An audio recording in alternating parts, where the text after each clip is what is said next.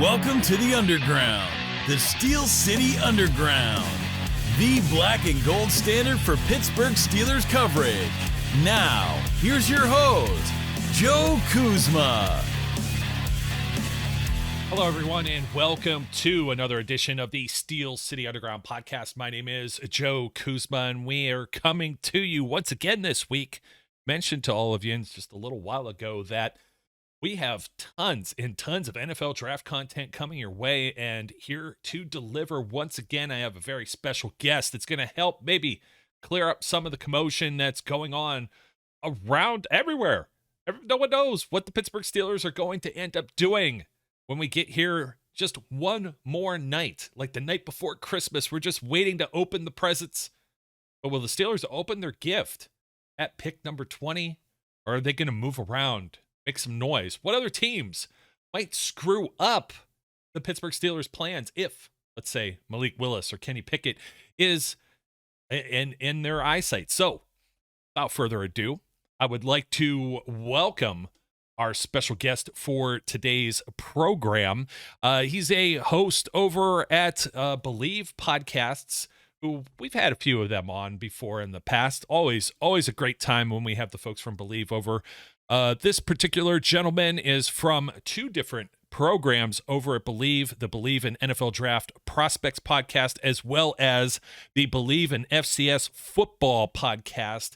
At this time, I would like to welcome Joe. Very nice name, by the way. Joe DeLeone. How are you doing today? I'm doing great. The favorite time of year for me is here finally. It's going to be a hectic couple of days, but I'm excited. We've been talking about these prospects for so long, and I just want to see where some of them end up. Yeah, I'm in the same boat, and I was kind of joking around as I introduced you. We have to combat all of the Zachs that are out here.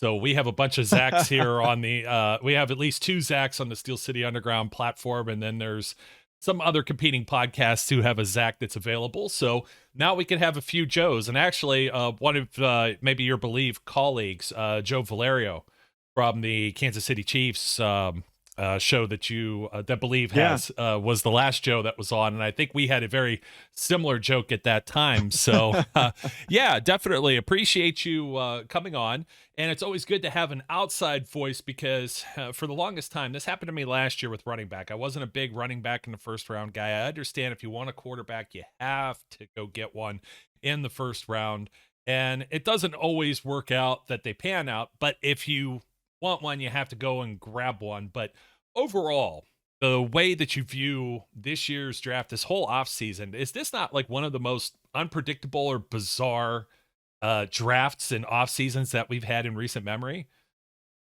Yeah, I think you couple it with all of the quarterback movement, which has been really wild. We've had some pretty major trades, way more than usual, with a draft class that just has so much uncertainty on who is going to get drafted first, who are going to be the top picks. We don't have a star in this class. We don't have an elite tier quarterback like we did last year with Trevor Lawrence or previously with Joe Burrow in the previous draft.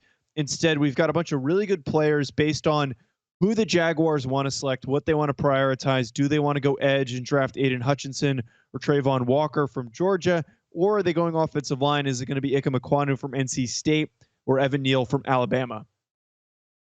Yeah, and that's kind of the important part here, because as we're looking at the Pittsburgh Steelers and picking at number 20, there's a lot of things that can happen. And I think everyone's on the train of, and I've had my arm twisted, that the pick is going to be a quarterback at 20, but I think more specifically, all the odds makers and everyone that's out there is linking Malik Willis to Mike Tomlin and Kevin Colbert and the Pittsburgh Steelers.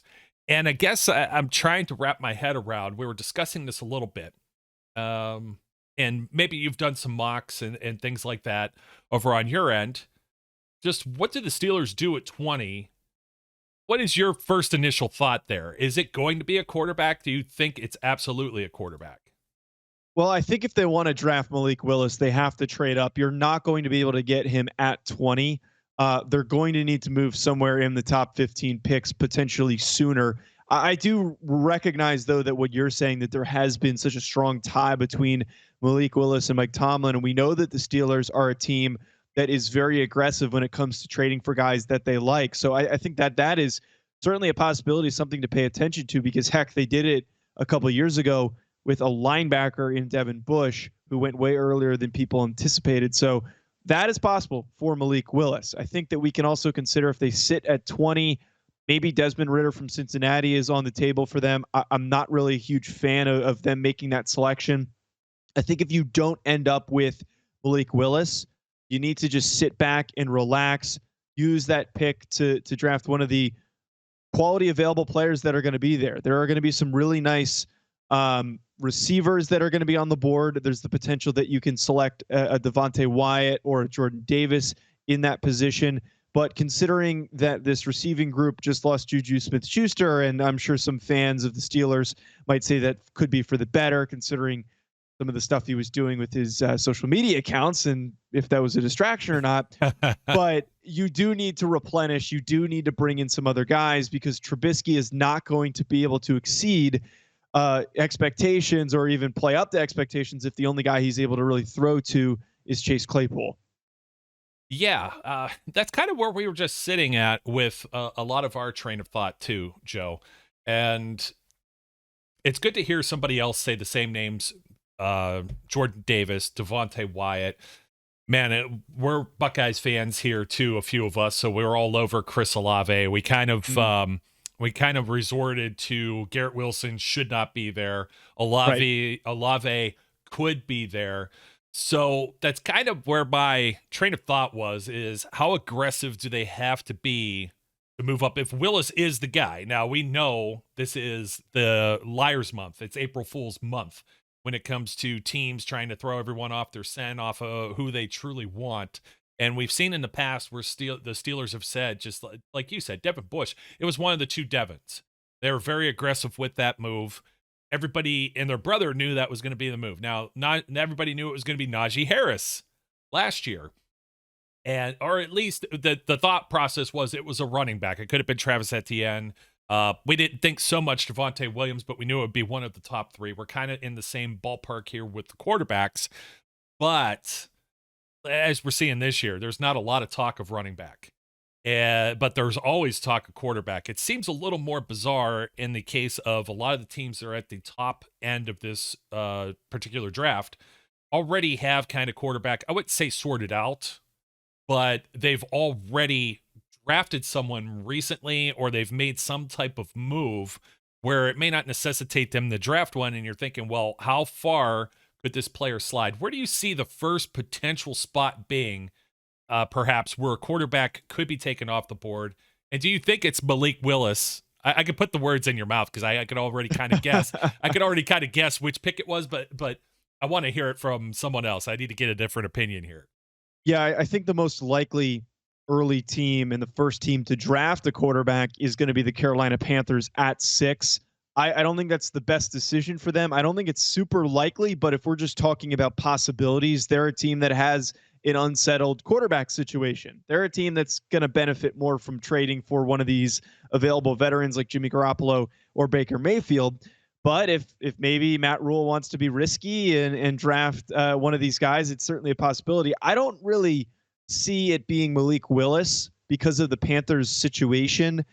Matt Rule is in a win now spot. He is on the hot seat if he doesn't turn things around. And I think a desperate move by a desperate coach would be drafting Kenny Pickett at 6. There's a lot of talk of how Kenny Pickett is the furthest along in the class. He is the most ready to play, which makes sense, but his ceiling is significantly lower than the other prospects in the group. And that's why I think most people who truly recognize what Kenny Pickett is know that he's not really worth that 6th overall pick. But if you're being desperate, if you're a coach that is hoping to just get somebody who can step in and do the bare minimum right away and support a defense that was really good, that's what Kenny Pickett is going to be for the Carolina Panthers. Yeah, okay. That's the number one. And that's after making the move for Sam Darnold. And there were a lot of folks in Steelers Nation who were like last year, oh, go get Darnold. He's going to be, it's kind of the same feeling as they're having with Trubisky right now. It's a recycled top pick in the draft. I kind of wonder, though, there's other teams that have a lot of needs. Atlanta Falcons, for example, Seattle Seahawks. Are they just going to sit and ride with Drew Lock and Geno Smith? Do we know that the Washington Commanders are settled? I mean, they made a move for Carson Wentz. The Texans are on the board again at 13. Is Davis Mills their guy? That's where I find it interesting where you said maybe up to like 15, because you're not going to make that trade with the Ravens at 14. That's not going to happen in our division. And the Ravens aren't going quarterback anyways. We know they're pretty settled. We know the Vikings already have Kirk Cousins and a lot of money invested in him. That would be pretty surprising. We know that the Jets have Zach Wilson. So you have a little bit of flexibility there in terms of what it's going to cost for the Steelers to move up. Would they jump all the way to 6? I don't see it personally. Is that something that you would see? Because I know a lot of the teams are saying there's a little bit of chatter at the top end of this draft as to whether or not they want to move back, but it's those teams that are contacting other teams and not vice versa this year, like you usually see with, like the 49ers and the Rams and the Eagles and all these crazy trades that have happened the last few seasons. Yeah, and I think the bigger concern for the Steelers needs to be another team jumping them to go get Malik Willis. I don't know if anyone's going to really take Malik Willis that early at that number 6 spot rather. But as we get towards the back end of the top 10, I think that's when things start to open up for somebody else to trade up for Malik Willis. And you kind of pointed out a couple teams that might make sense. I don't think that the Commanders are going to draft somebody in the first round after they went and made a move for Carson Wentz. We know that Ron Rivera is not the biggest fan of dealing with rookie quarterbacks, as we've seen from his decisions to continually bring in guys that have been established and around for a few years so far. But some of those other teams, like the Minnesota Vikings, I think could be in play because they want to figure out what is going to be their future at that position. It seems like the Texans are a bit invested in Davis Mills enough where they might not make that move to slide up. But the Steelers are probably going to have to, if they want Malik Willis, move somewhere around that 10th pick. If it's a little bit after, if it's a little bit before, if they want Willis, because somebody else might trade up. It might be the Saints, which they now have the extra picks to do so. They're probably trading up for a tackle, but you can't necessarily rule it out. But there are going to be teams that are going to be trying to make a move for Malik Willis. Every time I've run one of these mock draft simulators, and the Texans have foiled a little bit with the plans, like a spoiler. But the New Orleans Saints, without a doubt, with the 2 picks that are here after the recent move they made with the Philadelphia Eagles, they seem to be the most likely culprit. So I think if you see Malik fall out of the first round, or not the first round, I'm sorry, the top 10 of the first round, then I don't know. It's can they stay and wait, and just how sold are the Saints on? Do they have to find the next Drew Brees? Like everyone's saying, the Steelers need to find the next Big Ben, which is what I've always contemplated too. But the value.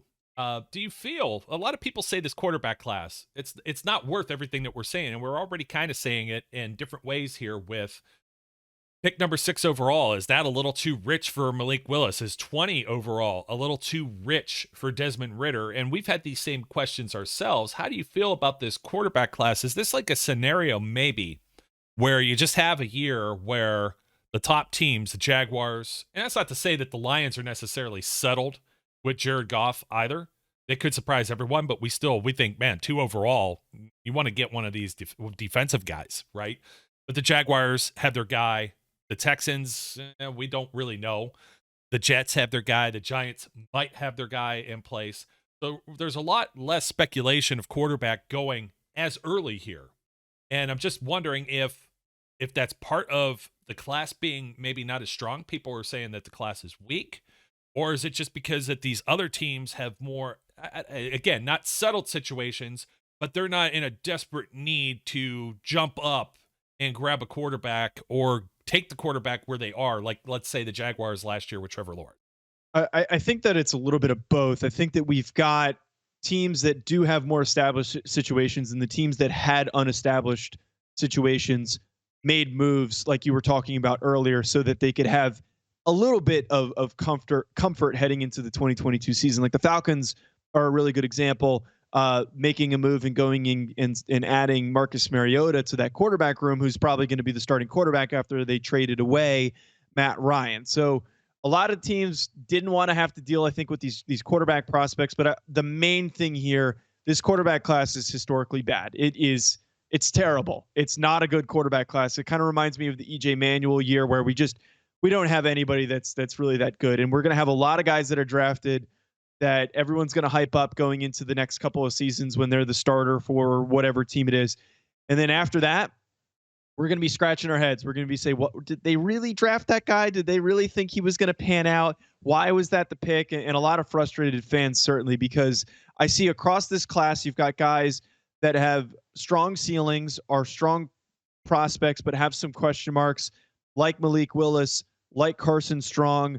I think Sam Howell can fall into that as well. And then you've got the Desmond Ridder and Kenny Pickett duo of players who started for a very long time in college, are much older prospects than the remaining group, are further along in their development because they've played longer, but their ceilings are just really, really low. And they're probably more projectable as backup quarterbacks in any other draft class. Like last year's draft class, we would be talking about Kenny Pickett and Desmond Ridder as backup type players. But because there's just nobody, teams are going to sell themselves on both of those players, and they're going to get drafted way higher than they should be.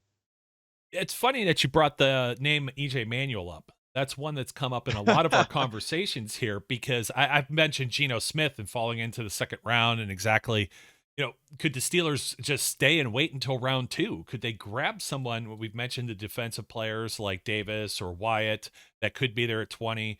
Olave, if they want to go wide receiver. Could they surprise someone and maybe go with an offensive lineman? Could they go Tyler Linderbaum if he's there? I mean, that would be a fantastic pick, and maybe one that's better for the long haul there. And you're going to have what we call all of the insers who are going to go crazy if it's not a quarterback. But yeah, I had to ask that question because you brought up that draft class right there, and that's kind of the vibe that I'm getting is, how long can you stand and wait? And it's going to be less expensive or less risk maybe to move it back up into the second round, or maybe at the end of the first round, just with the way that the quarterback salaries have been going, the contracts have been going, and getting somebody locked in there maybe for a 5th year, as long as they don't delete all their social media and go crazy and demand contracts, a new contract in year 3 or 4.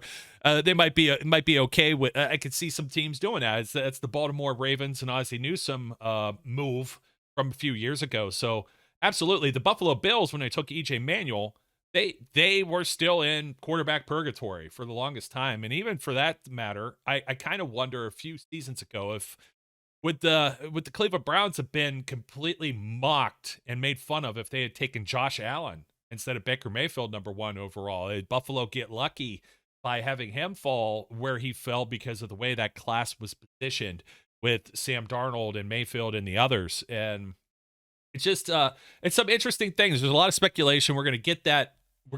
All the answers will be answered here just shortly, which is absolutely great. I did have one other question for you, and I'm trying to figure out where or what. Oh yeah, because you're an FCS football guy. Yes. And that's your other hat that you wear. For those who don't know, Joe's credentials, he had played for Rhode Island. So I'm a Youngstown State alum and followed them for very many years. Yeah, and bouncing around here, if you make the rounds and you ever bump into another guy from another site from North Dakota. So you get a little variety here. But Liberty's kind of new to, the bowl system. Just I don't think many people think of that. They still think of like Liberty as a level of a Youngstown or a Rhode Island or someone like that. How much do you think that weighs into where Willis is taken here? Because they're still an independent school. They kind of have to make some of their schedules. So they have some teams that are on the calendar. But then again, some people are going to say, look at the competition, or maybe that he played up against. It's just a matter of, at pick 20, it's like, who's the guy that you end up going with? There's small hands with Kenny Pickett. Desmond Ridder, we saw take Cincinnati's we were talking about this, has a ton of dudes littered all over the draft that just come out of like nowhere for not being in the Power Five and getting into the college football playoffs. So what are your thoughts? Do you have a particular pecking order or ranking of these quarterbacks? Yeah, for me, I've got Malik Willis at the top of the class. I'm a big fan of Carson Strong as well. And then after that, I mean, Sam Howell, but the remaining it's Kenny Pickett and then it's Desmond Ridder for those reasons that I brought up. I know it's probably harsh to say for any Pittsburgh fans out there, but I just to hit on what you brought up with the small school stuff. I mean, Liberty and Malik Willis's time in college has tape against bigger programs. Like he's played against Virginia Tech, and that was one of his best games, and that's what's put him on the map was that performance and that huge throw that he made in that game. The only detracting factor for Malik Willis in his time at Liberty, and the only thing that kind of takes away from him playing at a small school, is that he was far and away the best player on that team. And because of that, at times, it felt like he developed this habit where he always had to do everything. It felt like he was always trying to go above and beyond. And the same thing happened with Josh Allen when he was at Wyoming. Josh Allen was by far the best player on that team, and his receivers were bad. His offensive line was bad. And so he always was trying to make the huge play to save the team and keep them in the game. And that was a big reason why his completion percentage was bad. And he would throw some really dumb interceptions and make some really questionable decisions. Malik Willis is the same thing. You need to coach that out of him, and it's going to take some time. But when you start to get into that mentality of I have to do everything, it can lead to mistakes on tape. And that's one of Malik's, I think, biggest negatives is that he's not trusting his capabilities, not trusting his talent enough, and just trying to do too much. That's absolutely perfect. That's what I was looking for, because you still have some folks. I mean, we had the same thing happen with Alex Highsmith, and he comes out of Charlotte, and you just kind of I mean, how many programs are in the Bowl subdivision now? Like 120. It's might close be more to than that. Is it even more now? Because I remember the bowl games at one point. It must have been pre-COVID. There must have been like 60 bowl games. It seems like everybody would get in a bowl game, and I prefer the tournament style of the FCS, although there's like 5 rounds of that if you start all the way from the very back. But regardless, all good information. I know that you're short on time making rounds with all of the draft stuff with Joe. Totally appreciate you jumping on and joining us. Give us a little bit of feedback here on how we could follow everything that you're involved with over at BLEAV. Yeah, just give me a follow at Joe DeLeone on Twitter for all the great content that I've got going on at NFL Prospects Pod. And then on draft night, folks, be sure to check out the BLEAV Network channel. We're going to be doing some nice live reactions with the hosts across our network. So if you want to tap into that stuff, we'll have some great conversations with that. Sounds good, Joe. Thanks once again for taking time out of your busy schedule. It's going to be funny to say this time around, but I'm always telling people to like, comment, and subscribe. And then when we close out the show, I say, my name's Joe. His name's Joe, which is just completely cool. It's also cool that I don't know how you feel about this, but I don't go by Joey. Joey just doesn't work for me. So. Yeah, I can't do it either. I'm a Joe guy as well. Can't do the Joey. The whole Friends TV show kind of threw that out of whack for a little while, but no Joeys here, just Joe, maybe above average Joes as it is. So thanks once again, Joe DeLeone, for joining us from BLEAV Podcast. My name is Joe Kuzma, and until next time, folks, we appreciate all of our viewers, all of our listeners out there, and we encourage everyone who is tuning in to be safe, be good, and we'll catch you later. We would like to thank you for listening and remind our listeners to follow us on social media and our website, www.steelcityunderground.com.